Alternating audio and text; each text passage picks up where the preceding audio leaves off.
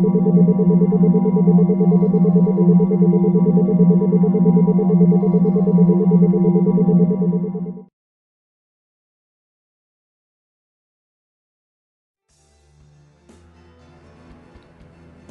religion and folklore, hell is an afterlife location, sometimes a place of torment and punishment. Religions with a linear divine history often depict hells as eternal destinations, while religions with a cyclic history often depict a hell as an intermediary period between incarnations.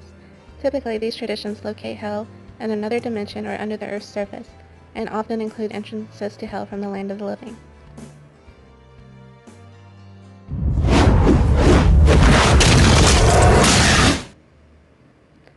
Other afterlife destinations include heaven, purgatory, paradise, and limbo.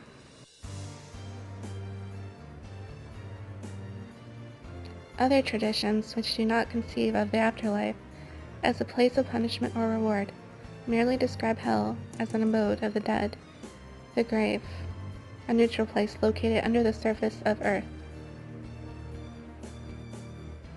In mythologies and religions, it is commonly inhabited by demons and the souls of dead people.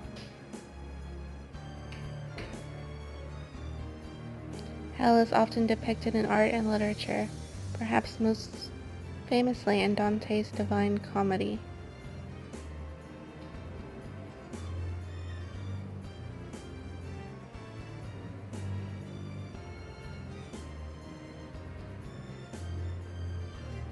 Dante is shown holding a copy of the Divine Comedy next to the entrance to hell. Punishment in hell typically corresponds to sins committed during life. Sometimes these distinctions are specific, with damned souls suffering for each sin committed. In many religion cultures, including Christianity and Islam, hell is often depicted as fiery, painful, and harsh, inflicting suffering on the guilty. Despite these common depictions of hell as a place of fire, some other traditions portray hell as cold, particularly Tibetan Buddhists. Descriptions of hell feature an equal number of hot and cold hells.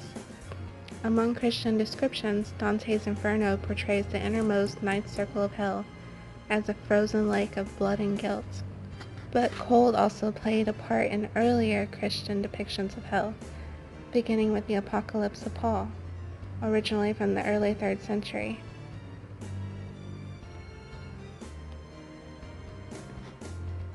The Sumerian afterlife was a dark, dreary cavern located deep below the ground, where inhabitants were believed to continue a shadowy version of life on Earth. This bleak domain was known as Kur and was believed to be ruled by the goddess Ereshkigal. All souls went to the same afterlife, and a person's actions during life had no effect on how the person would be treated in the world to come. The souls in Kur were believed to eat nothing but dried dust, and family members of the deceased would ritually pour libations into the dead person's grave through a clay pipe, thereby allowing the dead to drink.